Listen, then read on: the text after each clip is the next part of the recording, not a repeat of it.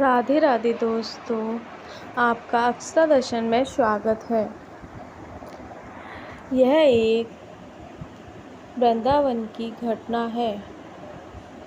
हमारे देश में सांची गोपाल नामक एक मंदिर है। वहाँ एक बार दो ब्राह्मण वृंदावन की यात्रा पर निकले, जिनमें से एक वृद्ध था और दूसरा जवान था। यात्रा काफ़ी लंबी और कठिन थी, जिस कारण उन दोनों यात्रियों को यात्रा करने में कई कष्टों का सामना करना पड़ा। उस समय रेलगाड़ियों की भी सुविधा उपलब्ध नहीं थी। वृद्ध व्यक्ति ब्राह्मण युवक का अत्यंत कृतज्ञ था, क्योंकि उसने यात्रा के दौरान वृद्ध व्यक्ति की सहायता की थी।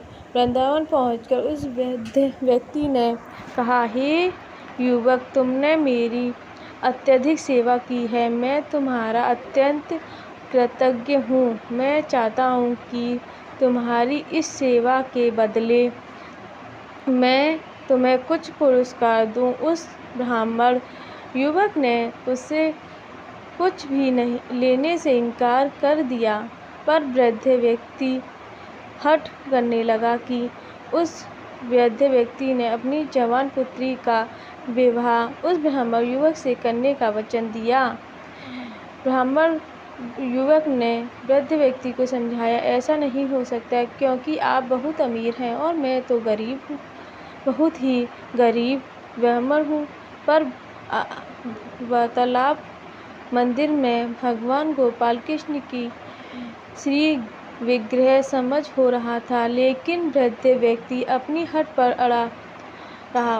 फिर कुछ दिन तक वृंदावन रहने के बाद दोनों घर लौट आए। वृद्ध व्यक्ति ने सारी बातें घर पर आकर बताई कि उसने अपनी बेटी का ब्याह एक ब्राह्मण से तय कर दिया है, पर पत्नी को यह सब मंजूर नहीं था। उस वृद्ध पुरुष की पत्नी ने कहा, यदि आप मेरी पुत्री का विवाह उस युवक से करेंगे तो मैं आत्महत्या कर लूँगी। कुछ समय व्यतीत होने के बाद ब्राह्मण युवक को यह चिंता थी कि वृद्ध व्यक्ति अपनी वचन को पूरा करेंगे या नहीं। फिर ब्राह्मण युवक से रहा ना गया और उन्होंने वृद्ध पुरुष को उसका वचन याद करवाया। वह वृद्ध पुरुष मौन है और उसे डर था कि अगर वह अपनी बेटी का विवाह उससे करवाता है तो उसकी पत्नी अपनी जान दे देगी। और वृद्ध पुरुष ने कोई उत्तर ना दिया। तब ब्राह्मण युवक उसे उसका दिया हुआ वचन याद करवाने लगा और तभी वृद्ध पुरुष के बेटे ने उस ब्राह्मण युवक को यह कहकर घर से निकाल दिया कि तुम झूठ बोल रहे हो और तुम मेरे पिता को लूटने के लिए आए हो। फिर ब्राह्मण युवक ने उनके पिता द्वारा दिया गया वचन याद करवाया।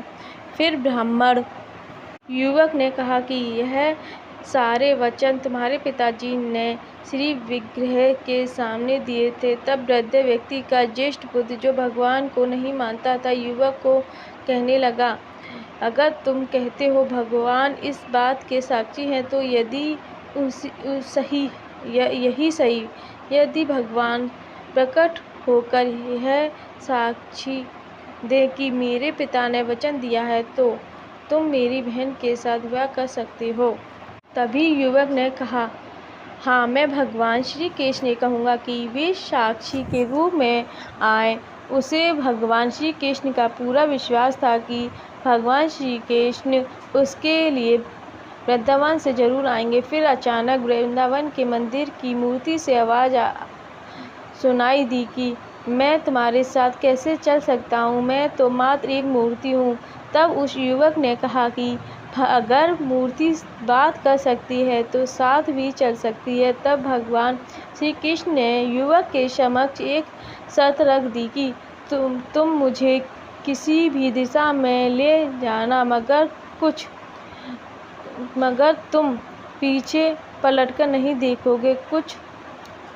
तुम सिर्फ मेरे निपुणों की ध्वनि से यह जान सकोगे कि मैं तुम्हारे पीछे आ रहा हूँ। युवक ने उनकी बात मान ली और वृंदावन से चल पड़े और जिस नगर में जाना था वहाँ पहुँचने के बाद युवक को नुपुर की ध्वनि आना बंद हो गई और युवक के धैर्य का धारण कर सकने